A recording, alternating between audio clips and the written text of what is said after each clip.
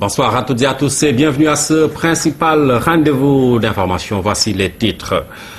La visite du chef de l'État en Allemagne, Macky Sall, a été reçu par la chancelière Angela Merkel. Il a également rencontré nos compatriotes qui ont soulevé la question de la double nationalité. Le 54e anniversaire de l'indépendance du Sénégal, l'engagement des armées aux côtés des populations est au cœur du thème de cette année. Et puis dans la rubrique sport, nous ferons connaissance avec Alioune Diaw, ce journaliste diplômé du CESTIS et passionné pour le cheval. Et puis notre série de reportages sur le Wallo. Le problème de la double nationalité est un problème crucial. Les Sénégalais vivant en Allemagne l'ont soulevé lors de leur rencontre avec le président Macky Sall en visite de travail et d'amitié de 48 heures en Allemagne. L'accès au logement, la mise en place en Allemagne d'une maison sénégalaise pour promouvoir la culture sénégalaise sont autant de questions soulevées par la communauté sénégalaise vivant en Allemagne. Envoyés spéciaux à Berlin, Youssouf Sagna, Djewi Gueye, Ousseynou Ndoye et Khadikan. Ils sont près de 2600 Sénégalais à vivre en Allemagne. Ils sont des étudiants, des artistes et des travailleurs légalement établis dans le pays avec leur famille. Ce sont ces Sénégalais qui sont venus nombreux communier avec le président Macky Sall en visite de travail et d'amitié en Allemagne. La principale préoccupation de la communauté sénégalaise est la double nationalité. Une double nationalité que nous-mêmes, pour nous et nos enfants, ça c'est un problème primordial pour nous. Nous voulons vraiment que nos enfants aient la possibilité d'avoir la double nationalité. Parce que c'est la mort dans l'âme que nous prenions la nationalité allemande tout en renonçant à la nationalité sénégalaise. Monsieur le président de la République, je pense qu'il suffit tout simplement de modifier un article ou un paragraphe au niveau de la Constitution sénégalaise qui stipule que aucun Sénégalais ne peut perdre ou ne doit perdre sa nationalité. C'est possible. Autre préoccupation de ces Sénégalais vivant en Allemagne, l'accès au logement et une maison culturelle pour vulgariser la culture sénégalaise en Allemagne. Le ministre des Affaires étrangères et des Sénégalais de l'extérieur, Mankeur Ndiaye, a fait connaître aux Sénégalais le fonds mis en place par le chef de l'État pour les femmes de la diaspora, un fonds 2,5 milliards de francs CFA dont les Sénégalaises d'Allemagne pourront bénéficier. Pour permettre aux Sénégalais d'Allemagne d'avoir une meilleure visibilité du rôle du ministère des Sénégalais de l'extérieur, une mission va, au courant du mois d'avril, séjourner en Allemagne. Dès notre retour, nous dépêcherons une mission du directeur général des Sénégalais de l'extérieur, accompagné de l'administrateur du fonds d'appui à l'investissement des Sénégalais de l'extérieur, pour vous expliquer justement le rôle et surtout toutes les possibilités qui sont offertes pour vous en termes d'investissement et d'accompagnement dans les projets que vous souhaiteriez développer au pays. Comme élément important à signaler, quand M. le Président de la République a accédé au pouvoir, il y avait le FAES, le Fonds d'appui à l'investissement des Sénégalais de l'extérieur, qui était doté d'un budget de 300 millions de francs CFA. M. le Président de la République a porté ce budget à 1 milliard de francs CFA. Ensuite, tout récemment, M. le Président de la République, pensant aux femmes, à leur situation surtout à l'extérieur, à leur engagement, à leur volonté de travailler à côté de leur mari également pour aider leur famille, aider le pays, M. le Président de la République a mis en place un fonds spécial pour les femmes sénégalaises de l'extérieur, doté d'un budget d'1,5 milliard de francs CFA. Les Sénégalais ont donc posé le problème de la double nationalité et comment ils peuvent contribuer au développement de leur pays. Le président Macky Sall répond. S'agissant de la double nationalité, il est important de préciser que ce n'est pas le Sénégal qui vous a demandé de renoncer à votre nationalité. Il faut aussi bien poser les problèmes. Et c'est la mort dans l'âme que moi je signe un décret portant déchéance de la nationalité d'un concitoyen. Et néanmoins on le fait puisque cela émane du citoyen. Et nous comprenons dans quelles conditions peut-être le citoyen sénégalais a été amené à renoncer à sa nationalité d'origine pour prendre la nationalité allemande. Ce que je peux vous dire, c'est que nous allons poser le problème, parce que demain je rencontre Mme Merkel, et je pourrais poser ce problème de Sénégalais qui sont aujourd'hui intégrés dans la société allemande en tant que citoyens. La meilleure preuve, c'est votre participation dans l'économie allemande. L'autre preuve, c'est que pour la première fois dans l'histoire de l'Allemagne, vous avez 2 Sénégalais, en tout cas d'origine, qui ont été élus à la Bundestag. La communauté sénégalaise doit s'inspirer de l'exemple de son pays d'accueil et en tirer profit, dira le président Macky Sall. Les Sénégalais sont sortis satisfaits de leur rencontre avec le président Macky Sall. Ils ont eu réponse à toutes leurs préoccupations. Nous restons en Allemagne où le leadership du président Macky Sall en Afrique de l'Ouest a été reconnu par la chancelière allemande Angela Merkel. Elle a fait savoir en recevant le chef de l'État, Angela Merkel, qui a annoncé que son pays va soutenir le secteur de l'énergie et la décentralisation pour un succès du plan Sénégal émergent. Nous retrouvons Khadikan.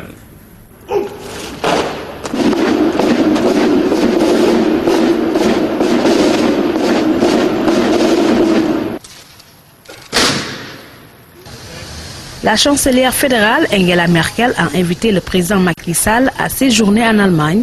Ce matin, le président de la République était à la chancellerie. Les hymnes nationaux ont été exécutés par la musique des forces armées fédérales.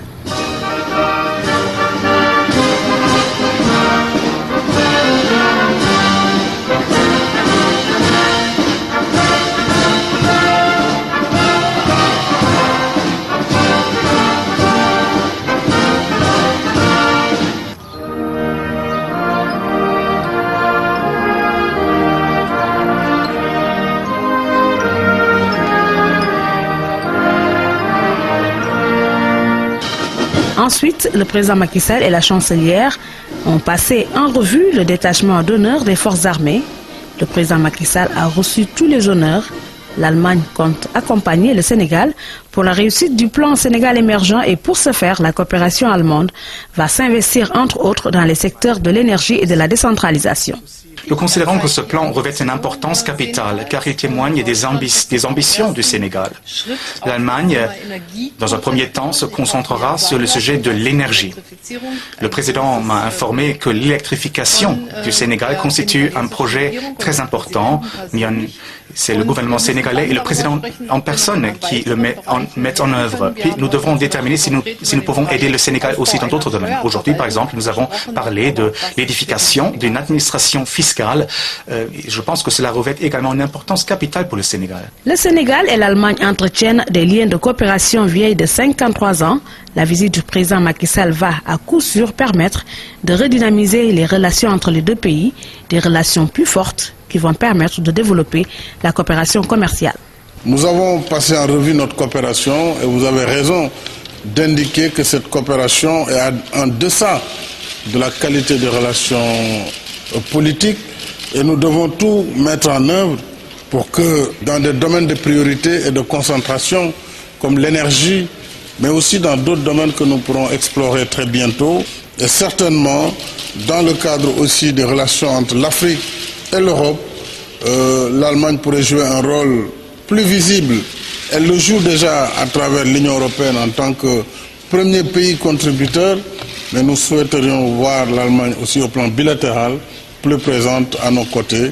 Et je suis convaincu que mes rencontres avec votre ministre chargé du développement, de la coopération et les conclusions auxquelles nous sommes parvenus devront nous permettre de renforcer cette relation commerciale entre l'Allemagne et le Sénégal. Enfin, nous aurons à Bruxelles une rencontre où nous, Africains, nous venons proposer une nouvelle philosophie dans notre coopération avec l'Europe, c'est-à-dire une coopération basée sur le partenariat gagnant-gagnant. Chacun doit gagner dans ce partenariat. L'Afrique, aujourd'hui, a des opportunités. L'Afrique a des ressources naturelles. Mais l'Afrique manque d'investissement. L'Europe a les capacités d'investir. ensemble, nous pouvons nous mettre en commun, définir le cadre du partenariat, définir le cadre de l'investissement et ensemble travailler pour que chacun y trouve son compte. C'est cela que nous voulons à travers les programmes du NEPAD, d'infrastructure, à travers les accords de partenariat économique que l'Afrique de l'Ouest vient de paraffer, et nous allons très certainement autoriser la signature des APE entre l'Union européenne et l'Afrique de l'Ouest. La chancelière estime que le Sénégal jouait un rôle important en Afrique de l'Ouest. Notre pays est, selon Angela Merkel, une ancre de stabilité. C'est pourquoi le Sénégal est un partenaire important pour l'Allemagne. Le Sénégal est un pays central dans l'Afrique de l'Ouest. Le Sénégal est une ancre de stabilité également pour la CEDEAO. Depuis déjà 25 ans, nous entretenons une coopération militaire qui est empreinte d'une confiance mutuelle et dont l'importance ne cesse d'augmenter. Un déjeuner a été offert au président Macky Sall et à sa délégation.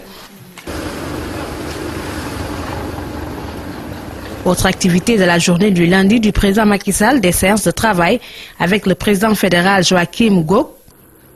Le chef de l'État était également au Bundestag, parlement allemand, où il s'est entretenu avec des membres du groupe d'amitié interparlementaire pour les relations avec l'Afrique de l'Ouest. C'était en présence de parlements sénégalais, membres de la délégation du président Macky Sall. Avant l'Allemagne, le président de la République était en Côte d'Ivoire. Il y a reçu le contingent sénégalais sous la bannière des Nations Unies. C'était à Yamoussoukro. Les soldats sénégalais étaient venus parler de leurs activités au président Macky Sall. Voici le représentant, le colonel Maïssa Sarr, au micro de Khadikan. Nous sommes venus pour rendre compte au président de la République des activités que nous menons en Côte d'Ivoire, notamment dans le cadre de l'Organisation des Nations Unies en Côte d'Ivoire. Et en tant que militaire, nous savons que le président de la République est le chef suprême des armées. Il a tellement d'attachement pour les armées déployées sur les théâtres qu'à chaque fois, il les visite, il leur rend visite. Cette fois-ci, compte tenu du calendrier chargé, il nous a demandé de venir lui rendre visite et lui rendre compte de nos activités. Donc, nous lui avons rappelé notre mission en Côte d'Ivoire, qui consiste, à l'instar de tous les autres bataillons militaires des autres pays, à accompagner le gouvernement dans le processus de réconciliation en cours. Mais en plus, nous avons la redoutable responsabilité de jouer le rôle de la force de réaction rapide du théâtre. Ça veut dire que nous devons être dans une posture qui nous permette de réagir sur toute l'étendue de la Côte d'Ivoire. Donc c'est une marque de confiance à notre pays et nous avons tenu en tout cas à renouveler nos engagements au président de la République, chef suprême des armées, pour tenir très haut le flambeau à l'instar de nos prédécesseurs.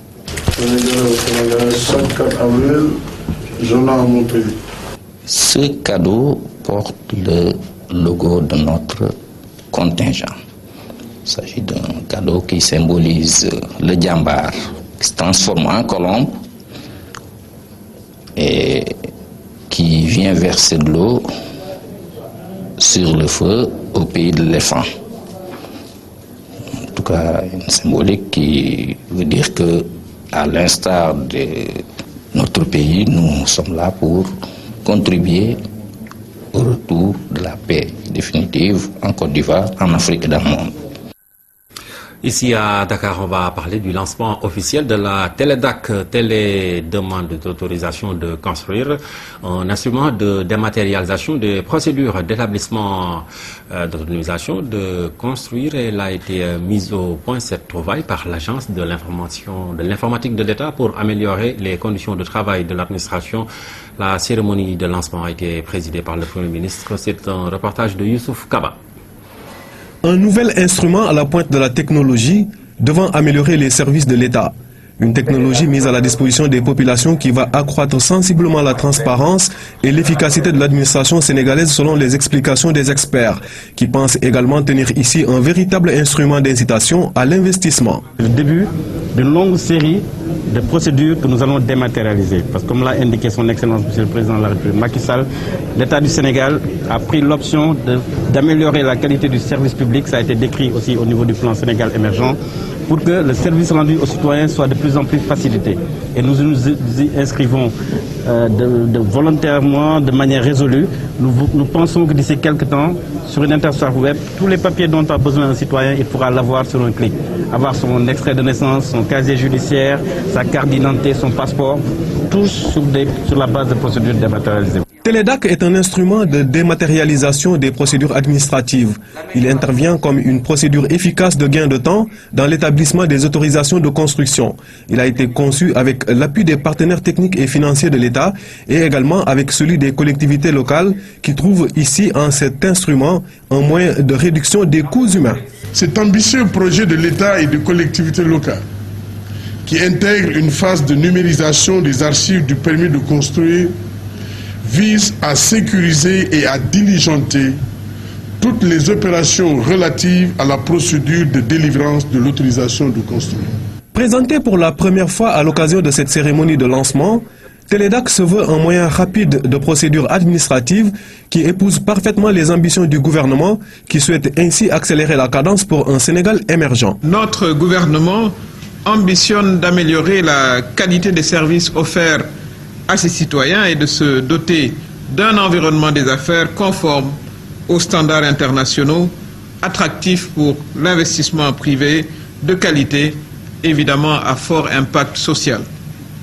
La plateforme que nous allons lancer tout de suite, réalisée par l'ADIE sous la supervision efficace et diligente du comité de pilotage que vous présidez, va y contribuer fortement. Télédac, un moyen qui va soulager les populations et les investisseurs demandeurs d'autorisation de construction, un des résultats probants des efforts de réforme de l'administration amorcés par le gouvernement.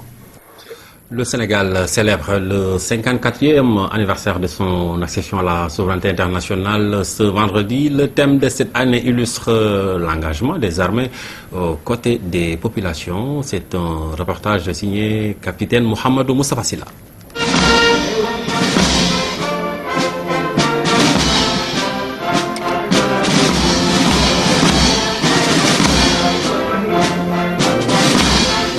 Un défilé motorisé à pied sera organisé le 4 avril.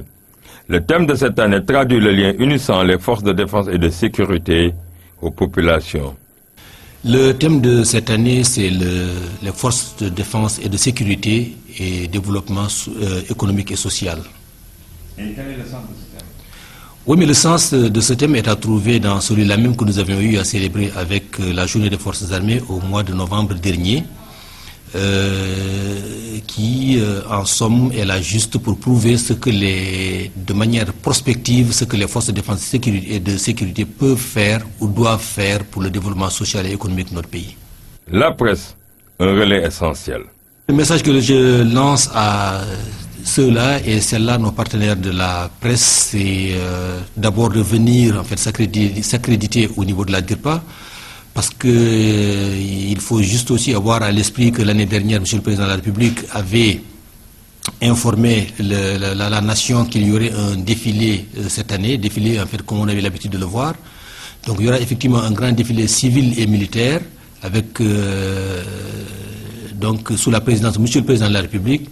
Donc compte tenu, n'est-ce pas, de la grandeur de l'événement, des mesures de sécurité particulières en fait seront prises, n'est-ce pas? Et de ce point de vue-là, les journalistes sont impérativement tenus de se faire accréditer ici au niveau de la DIRPA. Le concept Armée-Nation traduit le lien qui nous unit. Le climat de confiance entre population et forces de défense et sécurité, un modèle de société achevé. Elle joue un rôle important pour l'accès aux soins des militaires, mais aussi des populations civiles. La direction de la santé des armées est un levier du développement économique et social. Saïlinko Sissoko. Le médecin colonel Sarré donne des directives. Il dirige la direction de la santé des armées, une unité en charge de la santé des militaires, mise pour emploi au niveau de l'état-major général des armées. Aujourd'hui, le service compte 268 officiers. L'essentiel sont des techniciens, des médecins, des pharmaciens, des chirurgiens dentistes et des vétérinaires. C'est un service qui comporte 2 hôpitaux militaires. L'un des références, c'est l'hôpital principal de Dakar, qui est l'hôpital d'instruction des armées. L'autre, de niveau 2, c'est l'hôpital militaire de Ouakam, qui est un jeune hôpital né il y a environ une dizaine d'années. Nous avons également un centre médical interarmé qui est localisé à Lemonnier. Il existe également 14 centres médicaux de garnison répartis dans 7 zones militaires du pays. Ceci pour une bonne santé des armées afin d'assurer le maintien de la paix, leur mission première.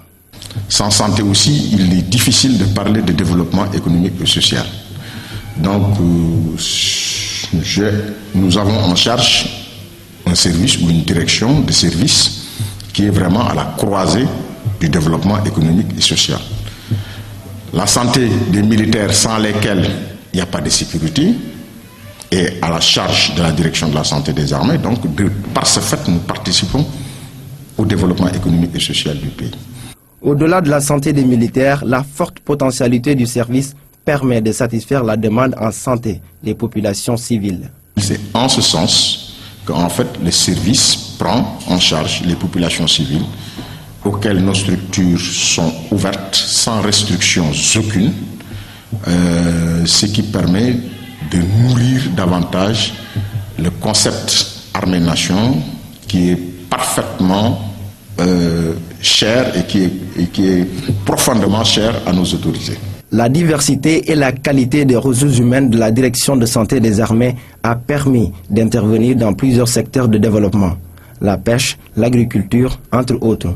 À cela s'ajoute une garantie de soins efficaces aux populations civiles. C'est un maillon important dans les forces armées. La Marine nationale joue un rôle important dans le cadre de la surveillance des eaux territoriales sénégalaises. Au-delà des missions sécuritaires, elle mène plusieurs actions allant de la lutte contre le pillage des ressources halieutiques à la lutte contre la pollution en passant par le sauvetage en mer entre autres. Elle contribue à sa manière au développement économique et social du pays. Zoom sur la marine avec Moussa Mané. Situé à l'extrême ouest du continent, le Sénégal demeure une position stratégique grâce à sa façade maritime prolongée par une zone économique exclusive de 200 km² riche en ressources halieutiques. D'où l'importance de la Marine nationale pour préserver ces ressources. Une mission dévolue à des unités. Un état-major avec 4 divisions, et commandé par un officier adjoint, et 3 corps. Le groupement de soutien de la marine qui est ici à Dakar, le groupement naval opérationnel qui a toutes les unités navales qui s'occupe, qui est plutôt tourné vers les opérations, et le groupement fluvio-maritime. Le chef de corps est basé en Casamance et qui est plutôt tourné vers les opérations fluvio-maritimes. Des unités dont les missions sont entre autres la défense du littoral et la protection des frontières maritimes, la surveillance des pêches, la lutte contre la contrebande et le trafic des drogues. La Marine nationale fait aussi de la recherche, des secours et de l'assistance. Rien que cette année, elle a fait 47 missions de secours. Durant ces 47 missions de secours maritimes, on a eu à déplorer une 50aine de disparus, mais on en a retrouvé par contre à peu près 160 personnes de retrouvées. Donc je pense que c'est des résultats probants. Sur le plan du transport, on a effectué à peu près une 50aine de missions de transport. De tels succès sont imputables à un bon équipement. La marine dispose d'une flotte diversifiée, mais surtout d'une technologie de pointe capable de suivre 24 heures sur 24 le mouvement des navires dans les eaux territoriales sénégalaises et au-delà. Aujourd'hui, l'ambition est d'élargir les bases. Nous sommes en train de vouloir transformer la base secondaire qui est en Casamance en base navale, donc qui va absorber toutes les unités de la marine qui sont en zone sud. Nous envisageons la création d'une base navale au nord, à Saint-Louis, pour être plus proche des gens afin de mieux prendre leurs préoccupations. Ce nouveau dispositif va nécessiter des moyens humains et logistiques, ceci pour pouvoir intervenir en tout temps et en tout lieu.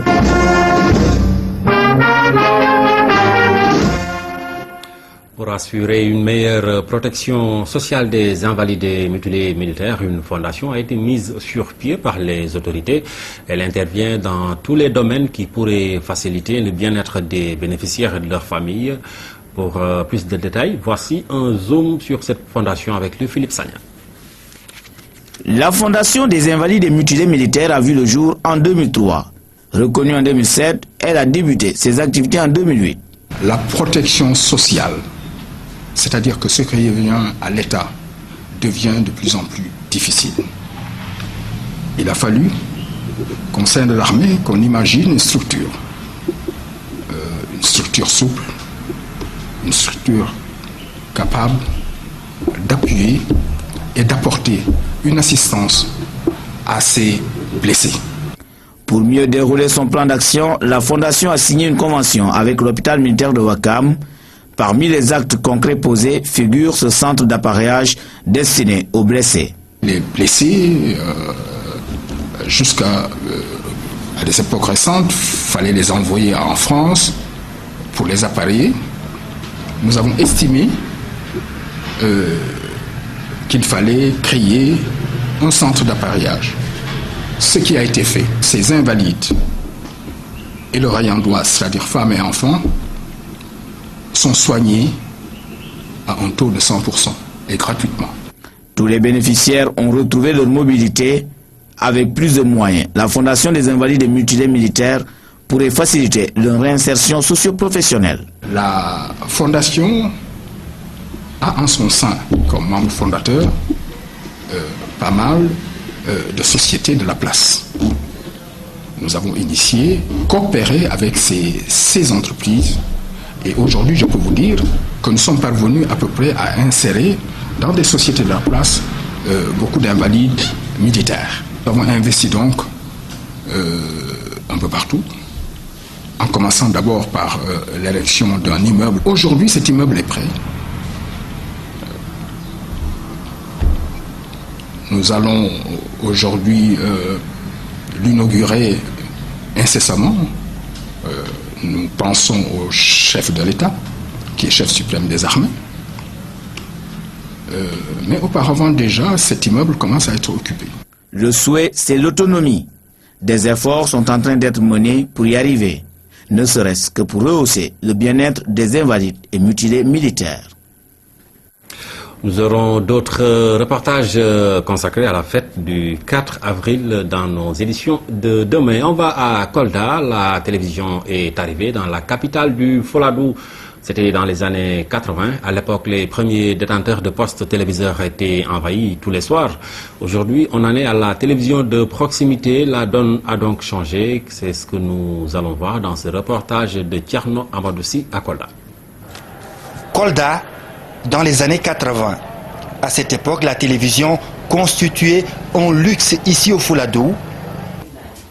Bakary Maron, agent technique en élevage à la retraite, est l'un des premiers détenteurs de postes téléviseurs dans cette cité. C'était en 1987. Ça n'a pas été de tout repos parce qu'en ce moment, il n'y avait pas de dépôt de télévision au niveau de Kolda. Il y avait un certain Michel Sek, ça date de longtemps, je ne retiens que son prénom, qui venait souvent à Kolda chercher de la clientèle à partir de Dakar. Alors c'est par son canal que j'ai pu acquérir cette télévision. Je lui ai dit que je voudrais une télévision Philips. Et quelques temps après, il m'a amené l'appareil. En ce moment, ça m'a coûté 125 000 francs. C'était du noir-blanc. Avoir un téléviseur, une joie pour la famille, mais aussi une joie pour tout le voisinage. Au temps du noir et blanc, c'était le grand rush. Tous les soirs, chez les Marons. Tous les soirs, surtout les mardis, parce qu'il y avait théâtre. Alors les samedis, il y avait l'émission de votre Magadouad, justement. Donc il y avait une ruée chez moi. Les gens venaient voir Alors c'était comme une salle de cinéma. Alors c'était plein dans la maison, tout le monde venait voir. Aujourd'hui, la donne a changé. À Kolda, chaque foyer a son poste téléviseur. La télévision est regardée par toutes les couches de la population. Abdoulaye Diallo, boutiquier, qualifie cet outil d'incontournable. On ne peut pas rester sans un poste téléviseur parce que sinon on ne peut pas s'informer. On voit la télé comme vraiment quelque chose qui est bien, qui aide la population à se développer, à pouvoir connaître ce qui se passe dans le pays, et surtout avec les émissions. En 2014, la télévision de proximité arrose la Casamance. Kolda verra bientôt le signal de la RTS 4, preuve que les rapports entre Kolda et la télévision vont connaître de profondes mutations. La RTS se rapproche des populations, quand même c'est un vœu qui a été exaucé. Depuis longtemps, vraiment, on avait aimé cela, surtout que quand il y a eu la RTS de Tambacounda, on s'est dit pourquoi pas nous. La Casamance, vraiment, c'est apprécié. C'est vraiment bon pour nous parce que ça va nous aider nous aussi à pouvoir parler, pour que les gens puissent nous connaître, nous les sudistes de la Casamance. La télé, outil essentiel dans la marche du monde. À Kolda, cela est bien compris. Ici, l'importance de la télévision n'est plus à démontrer. Et c'est dans ce contexte que la RTS met en place la chaîne 4 Casamance, une manière d'être plus proche des populations. Je signale que nous avons actuellement nos équipes à Kolda, à Ziguinchor et à Sédhiou, et c'est pour le démarrage de la chaîne RTS 4. Nous y reviendrons dans nos prochaines éditions. Conséquence de la débâcle du Parti socialiste français, le Premier ministre Jean-Marc Ayrault a démissionné. Il a été remplacé par Manuel Valls, un ancien compagnon de François Hollande. Voici son portrait. Celui qui aujourd'hui franchit les marches de Matignon aime le pouvoir et sur ce point, il n'a jamais avancé masqué. Il y a une notion que nous pouvons apporter, c'est que nous représentons l'avenir. Mon modèle peut-être aujourd'hui, et ça ne vous étonnera pas, c'est peut-être Barack Obama. Je suis candidat à l'élection présidentielle à travers des primaires, donc c'est moi qui ai envie de nommer les ministres. On est un homme de pouvoir ou on n'est pas un homme de pouvoir. Il l'est totalement. C'est quelque chose de naturel chez lui. Cette ambition décomplexée le rapproche de Nicolas Sarkozy, à qui on l'a souvent comparé. Énergie. J'apprécie Manuel Valls, c'est qu'il est d'accord avec tout ce que je fais. Vous êtes d'origine hongroise, moi je suis d'origine espagnole. L'école, la République, nous ont donné les chances inouïes. Comme Nicolas Sarkozy, il aime la transgression. Au PS, ses idées sont en rupture avec les canons de la gauche, TVA sociale, police armée municipale. Il a même réclamé l'assouplissement des 35 heures. Oui, nous devrons déverrouiller les 35 heures. Cela doit permettre aux Français, pour ceux qui ont la chance d'avoir un emploi, de travailler davantage. Et comme s'il y avait un doute, Manuel Valls ne manque jamais de rappeler qu'il est de gauche.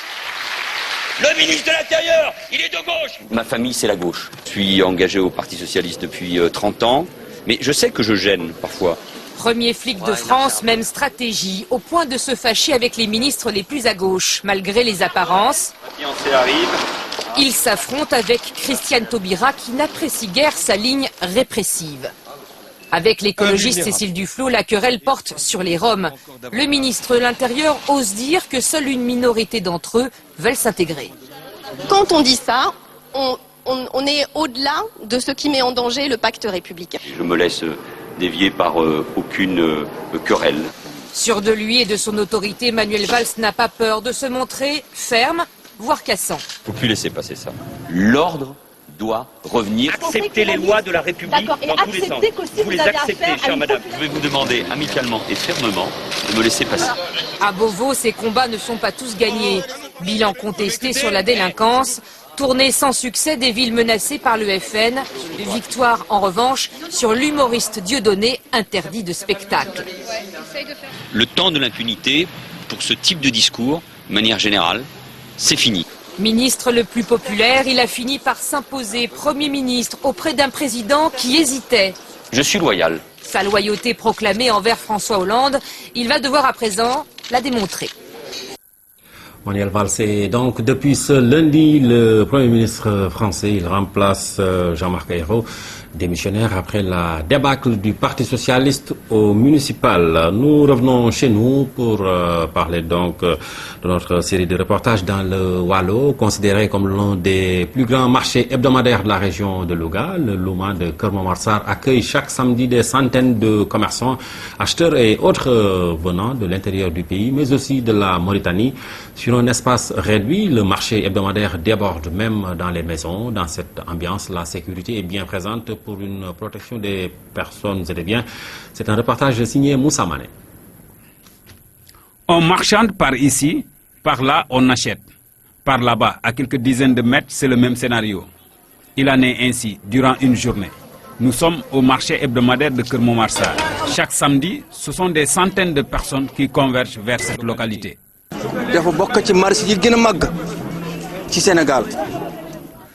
Le marché fait partie des plus grands de la région de Louga.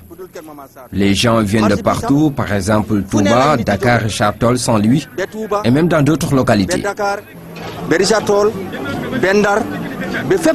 Ici, différents produits sont échangés. Ils vont des spéculations agricoles aux productions halieutiques, en passant par la friperie, entre autres. Les temps sont durs à cause de la cherté des marchandises et le manque d'argent surtout.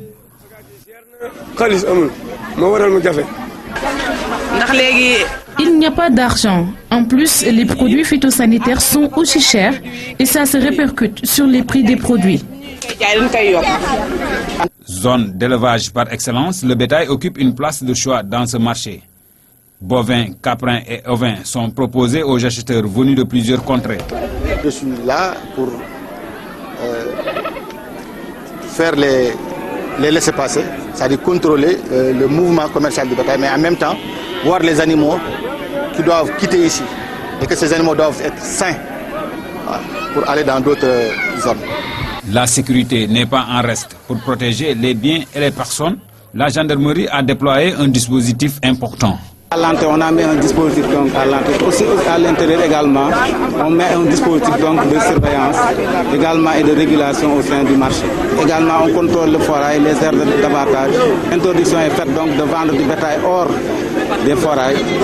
Logé auparavant sur un espace réduit, puis transféré ici, le marché hebdomadaire prend de plus en plus de l'ampleur. Le conseil rural de Keur Momar Sarr travaille sur un éventuel transfert vers un espace plus large.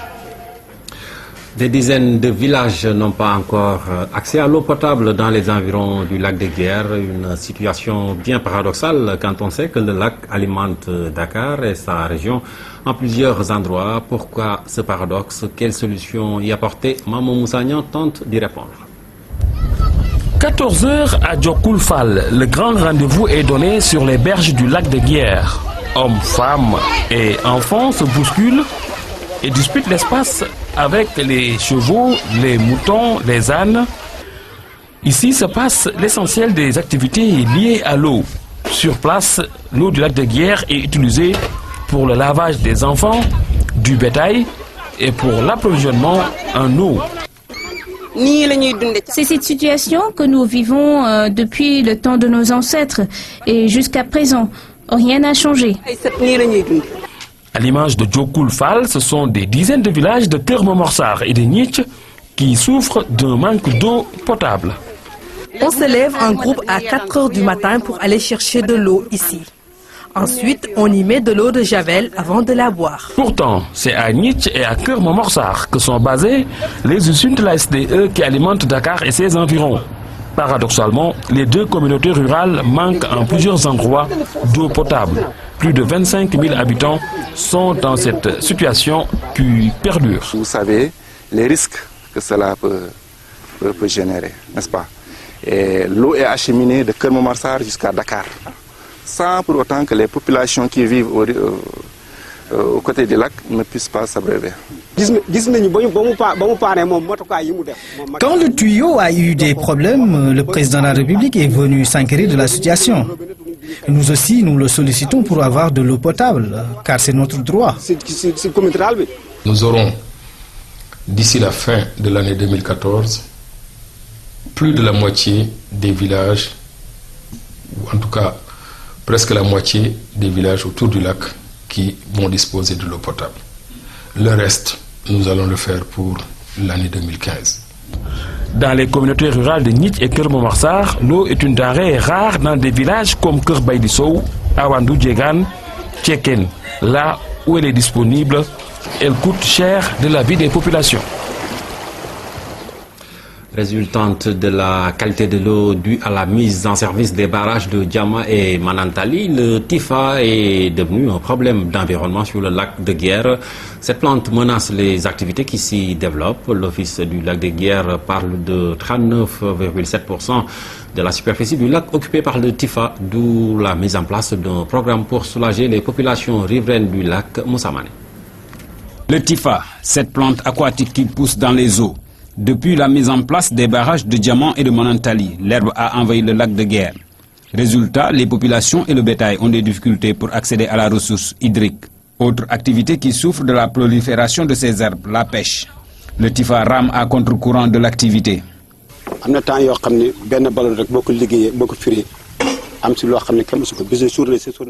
Il fut des moments où la pêche nourrissait son homme, avec des recettes de 15 à 20 000 francs par jour. Mais plus maintenant, à cause du Tifa.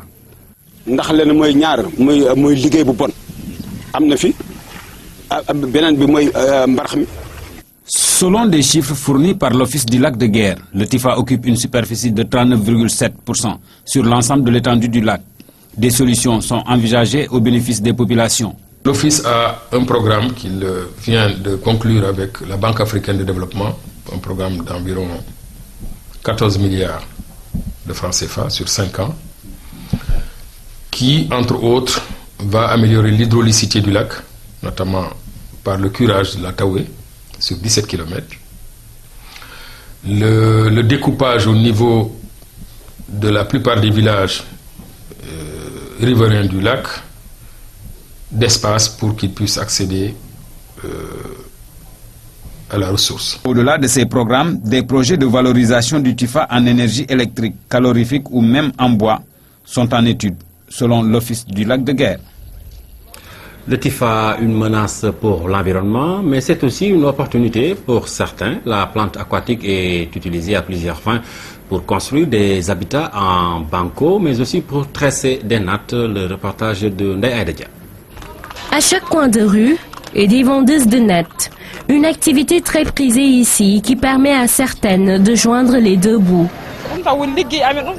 Vendre des nattes est notre principale occupation. Le prix n'est pas fixe. On peut vendre l'unité à 1000 francs ou à 1250.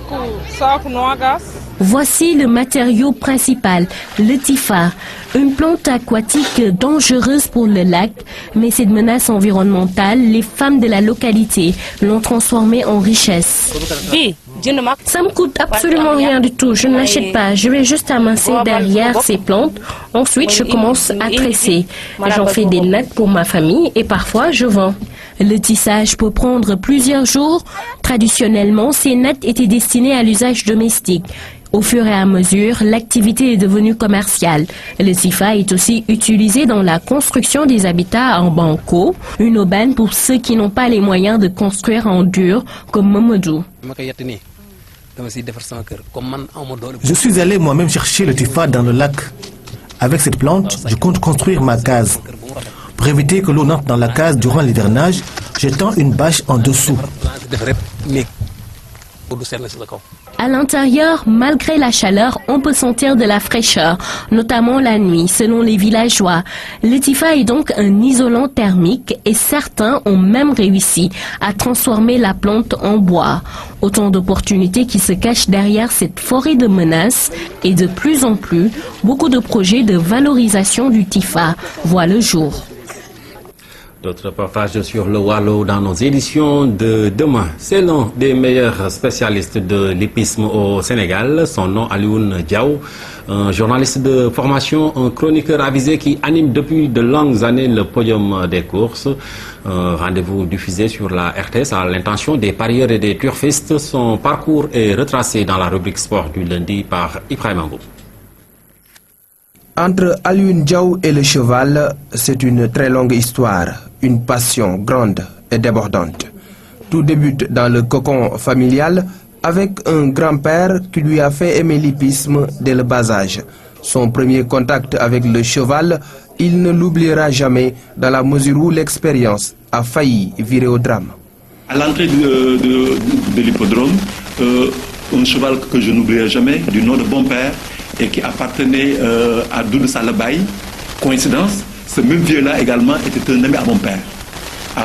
Avait éjecté son jockey en entraînement et filé droit vers la porte. Et je l'ai rencontré à quelques 10 mètres de la porte. Et là, j'étais comme tétanisé. Je ne pouvais plus bouger, je ne pouvais plus crier. Je me suis mis tout droit. Alors que ça, c'était un symbole pour que le cheval puisse m'éviter. Il est passé par ma gauche, mais sans incident. Tout jeune, Alioune Diaw vit sa passion à fond. Dans les études, il cravache fort, décroche son bac littéraire et réussit au concours d'entrée du CESTI en 1981. 3 ans après, il en ressort avec un diplôme de journaliste en poche, spécialité presse écrite. L'hippisme au Sénégal était le thème de sa grande enquête. C'est Antoine Gorfey qui m'a dit que Diaw, tout ce que je t'entends dire sur le cheval, si tu fais un tel thème, tu risques d'être même le major de la promotion. Mais ce qui m'avait le plus frappé, c'est que quand j'ai abondé l'hippisme au Sénégal, à l'époque, il y avait un cheval qui s'appelait Diamalaï 2, qui appartenait au professeur Sakhir Thiam. Quand j'ai évoqué le nom, un membre du jury a dit que moi, je connais Diamalaï 2. Et je lui ai dit que monsieur, vous ne connaissez pas Diamalaï 2. C'est moi qui connais Diamalaï 2. Il me dit pourquoi? Je me dis que non, vous pouvez peut-être connaître Sakhir Thiam, mais Diamalaï, c'est moi qui le connaît.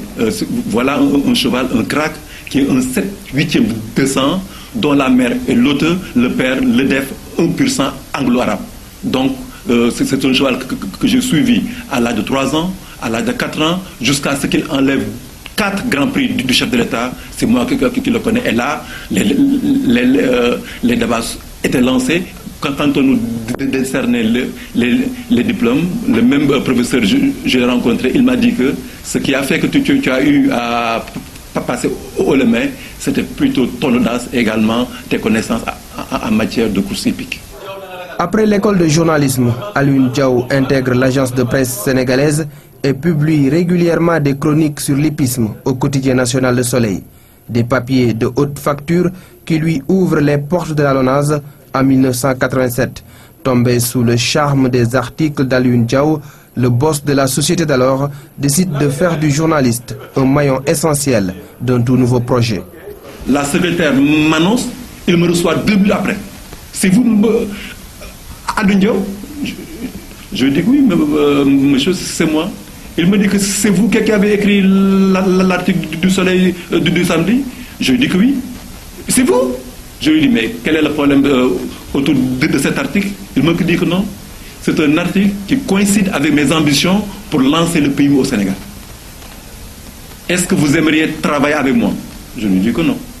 Moi, j'aime bien rester à la PS où je suis journaliste, mais pas... Il me dit que, écoute, moi, j'ai toutes les équipes techniques pour lancer le PMU. J'ai un deadline du président de la République. Il me manque un journaliste. Je suis allé voir Bara Diouf. Il m'a dit que... il m'a recommandé à vous. Alioune Dramé est un ami à moi. Il m'a dit encore à Alioune Diaw. Tout le monde me parle de vous.